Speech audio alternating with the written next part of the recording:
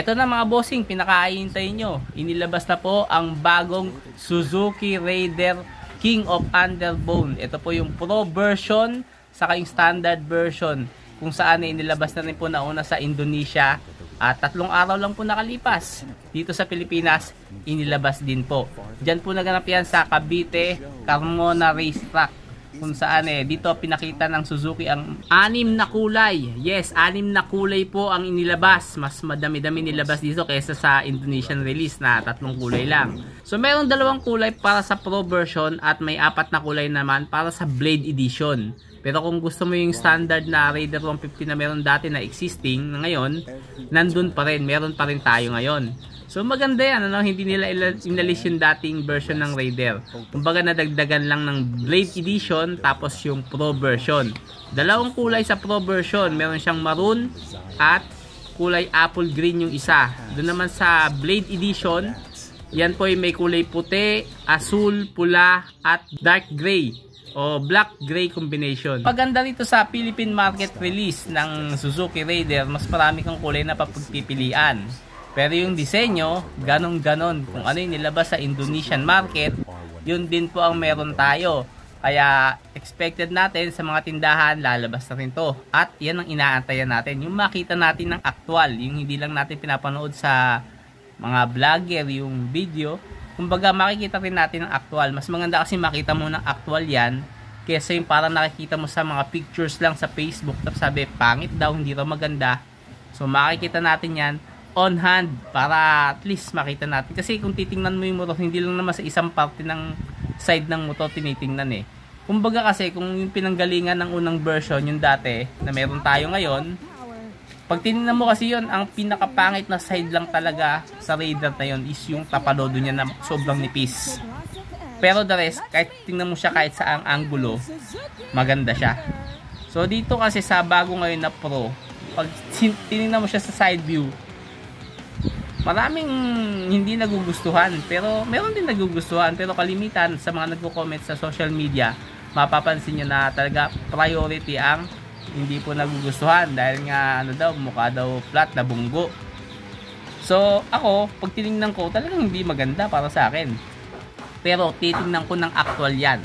Gusto ko makita ng actual. Pero may nakikita akong potential na maganda pa rin Meron siyang kuha na maganda yung ganong angulo sa part na yon. Pero sana kahit saan mo tingnan yung motor, maganda yung angulo. Meron kasing ganong motor, yung Raider, kaya nga naging mabenta yan yung Raider, dahil nga kahit saan tingnan mo yung angulo, lalo na yung version 1, yung generation 1 ng Raider, yun talaga maganda.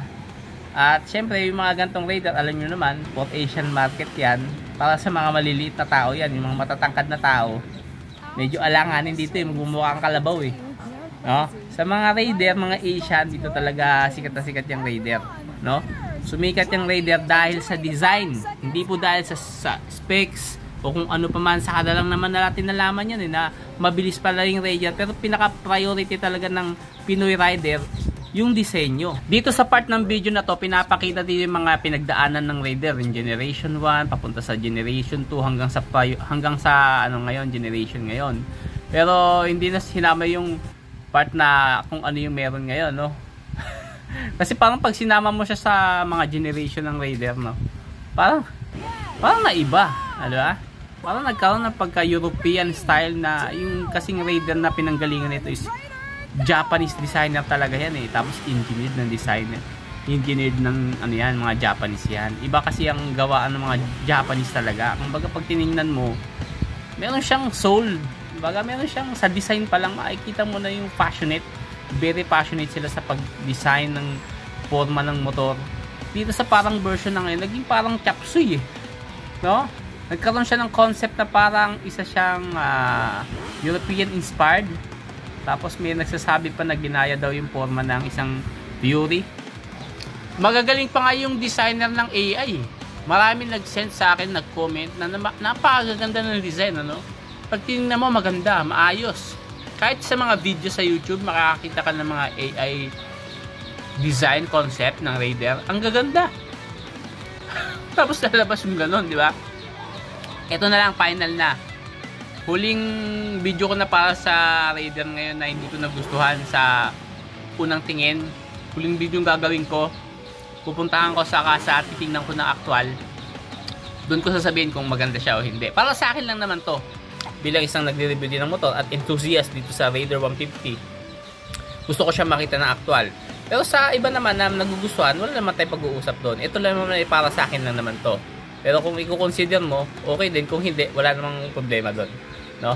Yun na lang huling video yung gagawin ko na reaction dito sa Raider Pro na lumabas na bagong version ng Raider 150. No? Kung maganda siya sa actual. Pagdating naman sa presyo, ayos din naman. Hindi naman siya ganun kataas. Tamang-tama lang para sa mga idinagdag na features. Pagdating naman sa specs ng makina nito, same pa rin naman yan kung ano meron tayong Raider ngayon sa engine specs. Ganun pa rin. May nadagdag lang sa Pro version yung mga features na kagaya ng ABS, keyless na po, tapos may USB charging, may phone connectivity, tapos may ano siya, quick starter na yung kanyang push button. Kaya wala na po itong kick starter mga boss. Tapos meron pang assist and sleeper clutch, di ba? Ayos na ayos. Maganda yung mga specs niya, sa design lang talaga nagkakatalo. Pero kung gusto mo i-modified, available naman yung head cowling ng Raider na kung ano meron tayo ngayon, pwede mong gawin yon. At pwede mo ring tanggalin kung nalalakihan ka sa mga turning lights na nakalawit, medyo nababadoy ka, mukha daw Shrek, nababadoy ka, pwede mong i-modified. Kaya naman ang kagandahan dito, hindi inalis yung dating version, kaya pwede ka pa rin bumili, pwede ka magpa-customize, pwede kang mag-modified, gastos ka nga lang ng konti. Para naman sa mga installment, kalimitan ng mga down payment yan, 20,000 o 25,000. Kung gusto mo babaan yung down payment mo, mas mataas naman yung monthly mo. So, depende sa kakayanan mo yan. Available na rin to sa mga kasa, mga dealership ng Suzuki. Yung mga malapit sa kanila, kagaya ng mga Guanzon na yan. Yan po yung mga dealership nito. Sa Guanzon, punta kayo para makita nyo ng actual itong Suzuki Raider 150 Pro version. Marami nag-aantay ng Pro Max version no?